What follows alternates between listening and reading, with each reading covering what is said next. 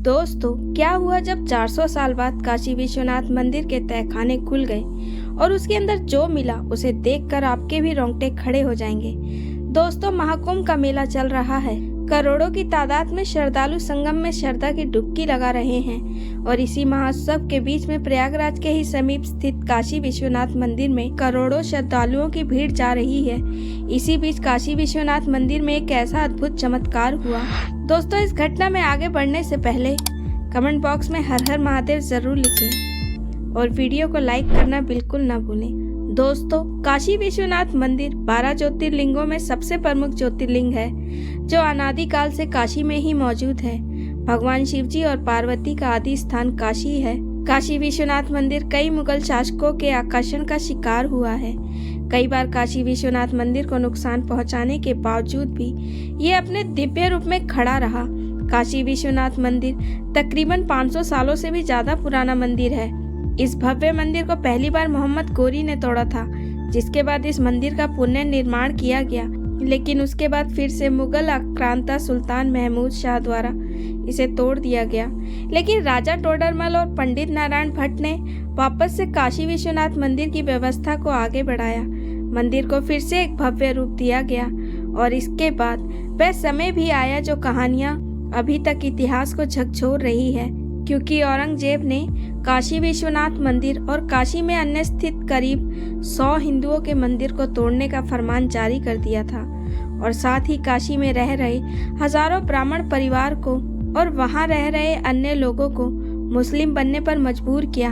आज जो काशी विश्वनाथ बनारस में मुस्लिम मौजूद हैं, वे कभी पहले हिंदू हुआ करते थे। कहा जाता है कि उनके पूर्वज ब्राह्मण थे और औरंगजेब ने काशी विश्वनाथ मंदिर और काशी में स्थित स्थापित सभी मंदिरों को तोड़ा, लेकिन वह काशी विश्वनाथ मंदिर को पूरी तरह तोड़ने में असफल रहा। पहले उसने काशी विश्वनाथ मंदिर के आधे हिस्से को पूरी तरह से खत्म किया और जब मंदिर खत्म नहीं हो पाया तो उसी मंदिर को एक मस्जिद का रूप देकर वहां पर एक मस्जिद का निर्माण करवा दिया। उसी को ज्ञान व्यापी मस्जिद का रूप दे दिया।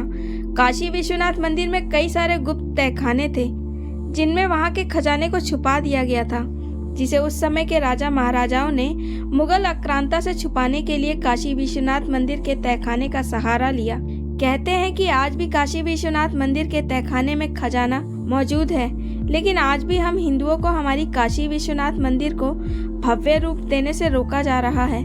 कहने को तो ज्ञान व्यापी मस्जिद का फैसला हमारे हक में हो चुका है, लेकिन वह दिन कब आएगा कि जब ज्ञान व्यापी मस्जिद को पूरी तरह से नष्ट करके काशी विश्वनाथ मंदिर को एक भव्य रूप दिया जाएगा। काशी नगरी यूं तो भगवान शिव और पार्वती का आदि स्थल माना जाता है, लेकिन काशी को भगवान विष्णु की पुरी भी कहा गया है। भगवान विष्णु ने अपने चिंतन से यहाँ पर एक पुष्कर का निर्माण किया था और 500 वर्षों तक वहाँ घोर तपस्या करते रहे। आपको ये जानकर हैरानी होगी कि पुरी में जगन्नाथ है तो काशी में काशी विश्वनाथ है, जो भगवान शिव के त्रिशूल की नोक पर बसी है। यह शिव की नगरी जिसे हम काशी कहते हैं और कुछ लोग बनारस तो कुछ लोग वाराणसी कहते हैं। माना जाता है कि यहाँ पर सदाशिव से पहले भगवान विष्णु, ब्रह्मा, रुद्र और महेश की उत्पत्ति हुई थी। दोस्तों, काशी में मान्यता है कि जो भी काशी में आता है वह अपने जीवन के दुखों से मुक्त हो जाता है। ऐसी मान्यता है कि वाराणसी या काशी में मनुष्य का दाह संस्कार करने पर स्वयं महादेव मुक्तिदायक मंत्र का उपदेश करते हैं। इसीलिए अधिकांश लोग यहाँ काशी में अपने जीवन का अंतिम समय बिताने के लिए आते हैं और मरने तक यहीं पर रुकते हैं। और काशी को सबसे ज्यादा खास अगर कोई बनाता है तो वह काशी विश्वनाथ मंदिर और उसके रहस्य हैं। इसके साथ ही गंगा नदी के तट पर स्थित मणिकर्णिका घाट काशी को दिव्य बनाता है। मणिकर्णिका घाट को एक महाश्मशान का रूप माना गया है। मान्यता है कि यहाँ किसी व्यक्ति का अंतिम संस्कार किया जाए तो उसकी आत्मा को मोक्ष की प्राप्ति होती है। जब माता पार्वती के कान का फूल यहाँ पर गिर गया था, जिसे महादेव के द्वारा ही ढूंढा गया और इसी वजह से इस घाट का नाम मणिकर्णिका घाट पड़ा। इस घाट पर 24 घंटे चिताओं का ढेर लगा रहता है। इस कारण यहाँ चिताएं कभी नहीं बुझती। यहाँ का मंजर जितना भयानक होता है, लेकिन सुकून भी उतना ही मिलता है। मनुष्यों के सामने इतनी लाशें पड़ी होने के बावजूद भी मणिकर्णिका घाट पर एक और मोक्ष की अनुभूति होती है। मणिकर्णिका घाट पर होली के पर्व में चिताओं की राख से होली खेली जाती है, जिसे काशी में खेली जाने वाली मशान की होली कहते हैं। चिता भस्म होली के नाम से भी इसे जाना जाता है। ये जो परंपरा है वह आज से नहीं बल्कि कई वर्षों पुरानी है। यह होली देवों के देव महादेव को समर्पित है। इस मसान की होली को खेलना विजय का प्रतीक माना गया है। यहाँ पर अंतिम संस्कार भी किसी उत्सव की तरह ही मनाया जाता है। इस घाट का निर्माण अहिल्याबाई होलकर के द्वारा हुआ है। काशी नगरी में आज भी कई सारे रहस्य दबे हुए हैं, जिनकी खोज के लिए दिल्ली का एक छात्र जिसका नाम प्रसन्न है, प्रसन्न हमेशा से हिंदू इतिहास के बारे में जानकारी इकट्ठा करता था, क्योंकि उसे हिंदू मान्यता, हिंदू मंदिर और इतिहास की चीजें बहुत पसंद थी। प्रसन्न काशी विश्वनाथ मंदिर के रहस्य के बारे में खोजबीन कर रहा था। उसके बारे में वो पढ़ाई भी कर रहा था।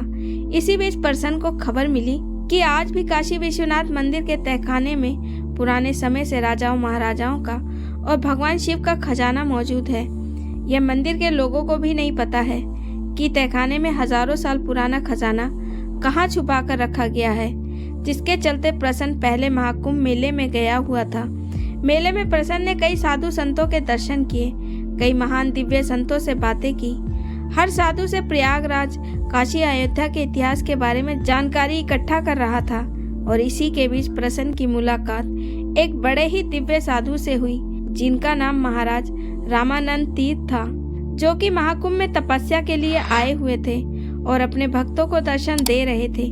इसी बीच प्रसन्न उनके दर्शन करना चाहता था और वहां पर पहुंच गया और उनसे काशी विश्वनाथ और प्रयागराज के इतिहास के बारे में जानने की कोशिश करने लगा। लेकिन रामानंद जी हर किसी से चर्चा नहीं करते थे। वह तो ज्यादा समय अपनी साधना में ही व्यस्त रहते थे और ना ही किसी को अपना समय देते। लेकिन प्रश्न को देखकर रामानंद महाराज जी प्रभावित हो गए, जिनके चलते रामानंद महाराज जी ने प्रसन्न को प्रयागराज के कई सारे रहस्य के बारे में बताया और वहां पर प्रयागराज महाकुंभ के रहस्य और संगम घाट के रहस्य के बारे में बताया। प्रयागराज में कई रहस्यों को जानने के बाद प्रसन्न काशी विश्वनाथ मंदिर के रहस्य के बारे में उन साधु बाबा से पूछने लगा। तब उन साधु बाबा ने उसको काशी की महानता और कई गुप्त रहस्यों के बारे में बताया, जिसमें सबसे बड़ी बात काशी और कोतवाल के बारे में थी। साथ ही ज्ञान व्यापी मस्जिद के अंदर छुपे हुए बाबा महादेव और नंदी महाराज के रहस्य के बारे में भी बताया। तब प्रसन्न ने उन साधु से वहां के छुपे खजाने के बारे में पूछना चाहा कि क्या आज भी काशी विश्वनाथ मंदिर के तहखाने में खजाना छुपा हुआ है। तो वह साधु महात्मा कहने लगे कि काशी में तो आज भी कई सारे खजाने मौजूद हैं। अगर मैं इन खजानों के बारे में बताने लगा तो मेरी पूरी जिंदगी ही निकल जाएगी। भारत देश में आज भी कई मंदिरों के तहखाने में इतना खजाना मौजूद है कि वे भारत देश की गरीबी मिटा सकता है। लेकिन आज भी हमारे कई साधु संत, हमारे देवता उन खजानों की रक्षा कर रहे हैं। एक ऐसे समय के लिए जब कलयुग चरम पर होगा, तब उस खजानों की मदद से सनातन धर्म और हिंदुओं की रक्षा होगी। ज्ञानी रामानंद महाराज जी प्रसन्न से कहते हैं कि काशी विश्वनाथ मंदिर का एक जो हिस्सा है वह ज्ञान व्यापी मस्जिद है और उस ज्ञान व्यापी मस्जिद के पूर्वी हिस्से में एक तहखाना है जो असल में ऐश्वर्य मंडप है और उस ऐश्वर्य मंडप में आज भी खजाना भरा हुआ है। और ये सुनकर प्रसन्न कहने लगा, महाराज जी क्या वहाँ पर सचमुच खजाना मौजूद है। तो रामानंद महाराज जी कहने लगे, अगर तुम्हें मुझ पर विश्वास नहीं तो खुद जाकर देख लो, लेकिन उस गुप्त खजाने की रक्षा साक्षात भगवान शिव कर रहे हैं, जिसके चलते आज भी वह खजाना वहाँ मौजूद है।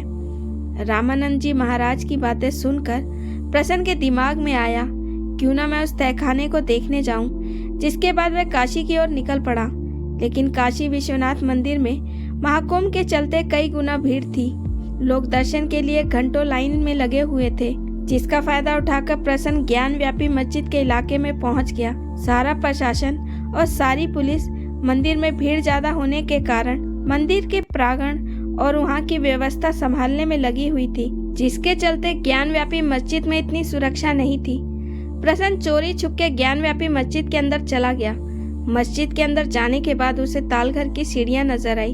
इन सीढ़ियों की मदद से प्रसन्न नीचे की ओर जाता चला गया।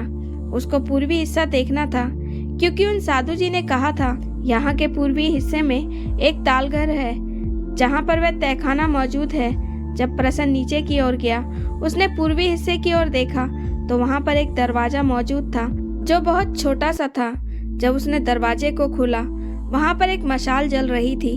उसने मशाल को अपने हाथों में उठा लिया, क्योंकि जो तालघर के अंदर भी एक और तालघर मौजूद था, वहाँ पर बहुत अंधेरा था।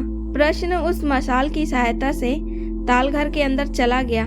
बहुत आगे जाने के बाद उसे तालघर में एक और दरवाजा नजर आया।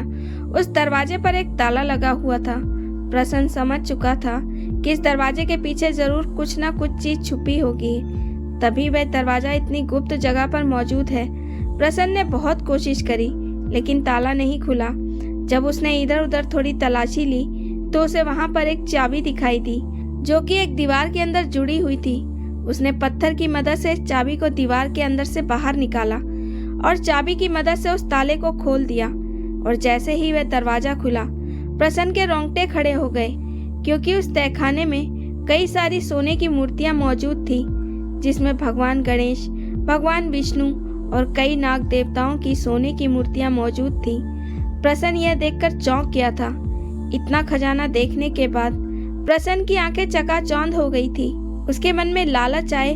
उससे पहले ही वहां पर एक ऐसा चमत्कार हुआ जिसकी उसने कभी उम्मीद भी न की होगी। अचानक उस खजाने के अंदर से एक 7 मुंह वाला सांप बाहर आ गया, जिसे हम शेषनाग कहते हैं। वह शेषनाग बहुत ही दिव्य था, जिसे देखकर प्रसन्न बहुत ज्यादा डर गया। प्रसन्न समझ चुका था यह कोई और नहीं, शेषनाग भगवान है, और इस खजाने की रक्षा ये शेषनाग भगवान स्वयं कर रहे हैं। प्रसन्न ने शेषनाग को नमन किया, हाथ जोड़े, उनसे क्षमा मांगी और वापस से उस तहखाने को ताला लगा दिया। ताला लगाने के बाद उसने वापस से उसकी चाबी उसी दीवार में चढ़ा दी और वह उस ज्ञान व्यापी मस्जिद के बाहर आ गया।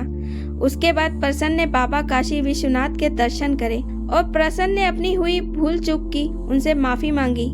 दोस्तों, आज भी हमारे देश में बहुत से मंदिरों में कई गुप्त तहखाने हैं, जिनमें गुप्त खजाने आज भी मौजूद हैं।